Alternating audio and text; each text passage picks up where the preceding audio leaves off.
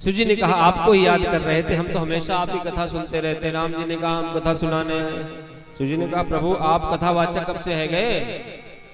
बोले हम बहुत दिन से, जब हमने जन्म लिया था सबसे पहले हमने कथा ही सुनाई थी। शिव जी ने कहा हमका तो पता नहीं है कि आपने कथा सुनाई। राम जी ने जब जन्म लिया तो सबसे पहले क्या किया? कही कथा सुहाई मातु बुझाई, जही प्रकार सुत प्रेम लहे। जब से मैं कथावाचक हूं। शिव जी ने कहा प्रभु तो फिर किसकी कथा सुनाने आए हो आप? बोले हम कथा सुनाने आए हैं पार्वती जी की। तो सुनाइए। तो राम जी ने सुनाया अति पुनीत गिरजा के करनी, और बिस्तर सहित कृपा निधि बरनी। भोलेनाथ आपको पता है आपकी एक पत्नी थी सती, उन्होंने जब अपनी देह का त्याग कर दिया उनका जन्म हो चुका है। उन्होंने आपको पाने के लिए तप भी बहुत किया, और कैसी उनका जो जीवन है कैसा है? अति पुनीत, पुनीत नहीं अति पुनीत गिरजा के करनी। पूरी कहानी महाराज आदि से लेकर के अंत तक सुना दिया। प्रभु अब बताइए, राम जी ने कहा कथा पूरी हो गई।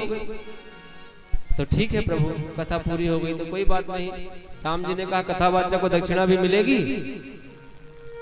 प्रभु बताओ क्या दक्षिणा देनी है? तो राम जी कहते हैं जाकर के शादी कर लो, यही हमारी दक्षिणा है। हाँ। अति पुनीत गिरजा के करनी। आप अब ना समझना कि वो सती हैं, अब ये पार्वती आकर के पहुंची हैं आपके पास में, इसलिए जाकर के शादी कर लो। शंकर जी ने कहा सिर धर आयस करिए तुम्हारा, आपकी जो आज्ञा है ना सिर में रखूंगा मैं।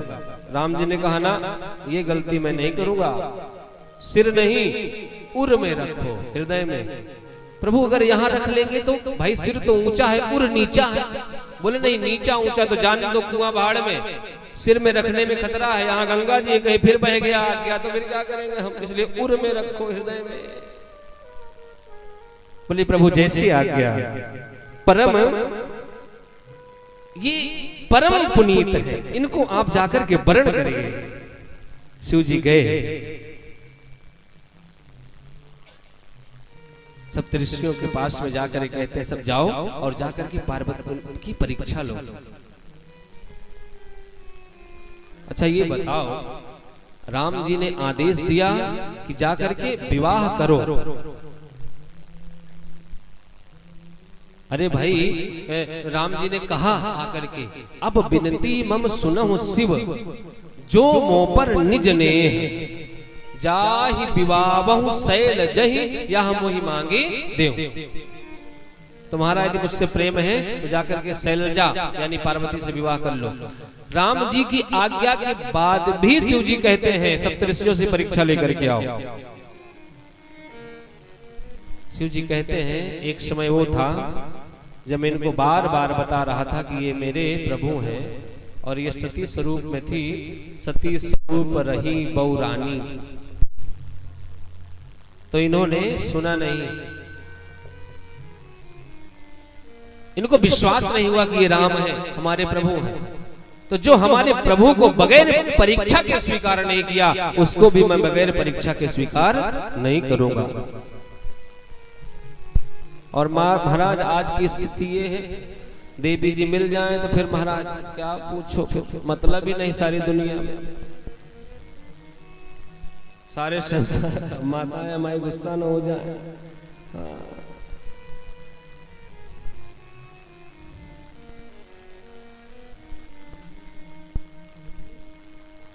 शंकर जी ने उनकी आज्ञा को स्वीकार किया और कैसा स्वीकार किया? मातो पिता गुरु प्रभु कर बानी, मातो पिता गुरु प्रभु कर बानी, मातो पिता गुरु प्रभु कर बानी,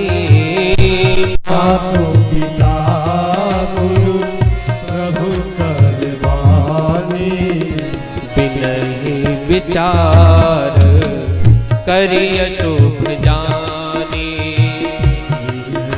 विचारे करिय शुभ जानी। माता पिता और गुरु भगवान की आज्ञा में विचार नहीं किया जाता है। क्यों?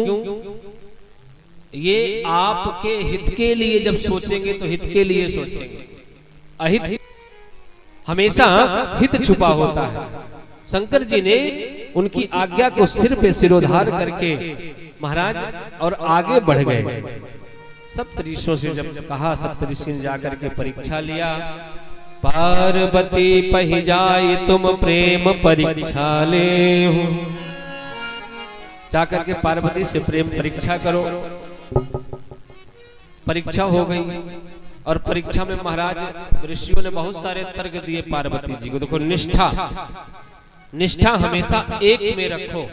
यदि निष्ठा एक में है तो आप सही रास्ते पे चल रहे हैं। पार्वती से कहते हैं, सुनो तुम किससे विवाह करना चाहते हो? पार्वती जी ने कहा, शिव जी से। बोले वही मिले तुमको? अरे हमारे पास बहुत सुंदर सुंदर है। यहाँ पार्वती से कह रहे हैं हमारे सप्तऋषि। और एक बार महाराज श्री रामा अवतार में आगे कथा श्रवण करेंगे आप, सुकनफा देवी जब आती है तो वहां राम जी से कहते हैं तुमसे विवाह करना चाहते हैं। राम जी बोले हम तो शादीशुदा पहले से हैं, तुम तो हमारे भाई से कर लो। बोले ठीक है, हम उनसे कर लेंगे, उनको क्या है, हमको विवाह करना है। लेकिन हृदय में बसा कौन है? बोले तुम चक्कर में मत पड़ो। तुम्हारा जो ये देह है, शरीर है ना, ये गिरि संभव यह देह, गलती तुम्हारी नहीं है। और नारद के उपदेश से कहां किसका घर बसा है? नारद के उपदेश चली आई यहाँ तप करने, जाओ घर लौट जाओ, मैं तुम्हारा विवाह विष्णु जी से करा दूंगा। महाराज बहुत कहा, बहुत कहा, लेकिन पार्वती जी के मन में आया नहीं। पार्वती जी कहती हैं कि अब ये जो शरीर है ये हम शिव जी के लिए हार चुके हैं। अरे बोले उसे चक्कर में मत पड़ो।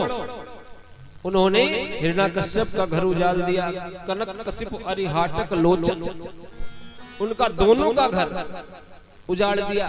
और तो और सुनो, दक्ष के जो बेटा थे उनका भी घर हाँ उजाड़ दिया। महाराज ये तो दक्ष के जो बेटा थे, ये जब जन्म ले कुछ बड़े हो जाएं तो बोले जाओ ऐसा करो, थोड़ा सा तप करके आओ, फिर राज्य काज संभालना। अब महाराज तप करने जाएं और जब लौट के घर की तरफ चले, जैसे घर की तरफ चले तो रास्ते में नारद जी मिल जाएं। कहाँ जा रहे हो? घर। क्यों? अरे तप हो गया, पढ़ाई लिखाई हो गई, अब शादी करेंगे, मत जाओ, फंस जाओगे। और ऐसा उपदेश करें महाराज कि वहीं से लौट करके वो बेटे फिर चले जाएं जंगल में। दक्ष ने एक दिन सोचा बेटे जाते तो हैं, आते नहीं है, क्या करें? पता चला नारद जी वहां पे महाराज खेल फिट कर दिए हैं सब। तो नारद जी को श्राप दे दिया कि अब तुम एक ही जगह रहोगे, अलग अलग जगह रहोगे, एक जगह खड़े नहीं हो पाओगे। नारद जी ने कहा हमको तो और अच्छा है, अभी तो एक ही जगह खड़े होकर के तो पूरे देश में सबको घूम घूम कर बैरागी बना देंगे हम। तो दक्ष के बच्चों का घर उजाड़ दिया, उनकी शादी नहीं होने दिया, और सती स्वरूप में तुमको भी तो मरवा दिया था। कहां चक्कर में पड़ी हो? जाओ घर जाओ, हम विष्णु जी से बात करेंगे तुम्हारी शादी की।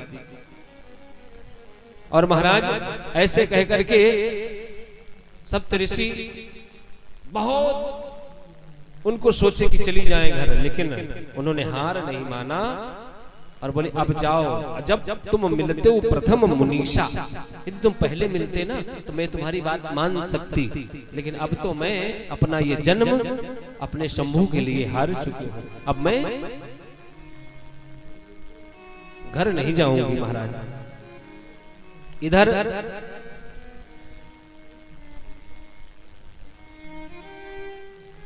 शंकर जी समाधि में,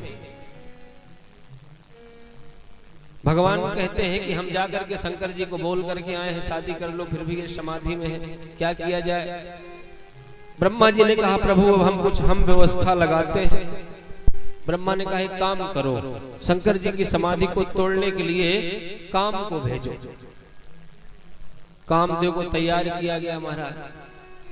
अब कामदेव ने 5 बाण लिया और चल दिया शंकर जी की समाधि तोड़ने के लिए। गया और जाकर के महाराज आम के वृक्ष पे चढ़ गया और आम के वृक्ष पे चढ़ करके पत्ते के पीछे छिप गया और वहां से बाणों का प्रहार किया, शिव जी पे आक्रमण किया। जो काम होता है ना, ये काम हमेशा आम के पीछे से ही महाराज प्रहार करता है। काम जो है ये आम होता है।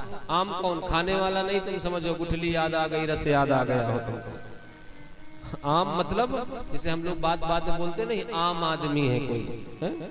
काम भी आम होता है, हमारे गुरुदेव भगवान कहते हैं काम भी आम होता है, लेकिन उस काम को आम ना समझ करके हम उसको काम समझ लेते हैं, वो हमारे लिए इसलिए दुर्गति का कारण बन जाता है।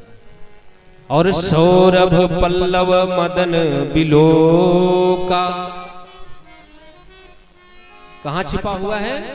आम के पत्ते के पीछे। शंकर जी पे बाण चला दिया और शंकर जी ने अपना तीसरा नेत्र खोला। जब जैसे ही तीसरा नेत्र खोला, जब शिव तीसर नयन उघारा,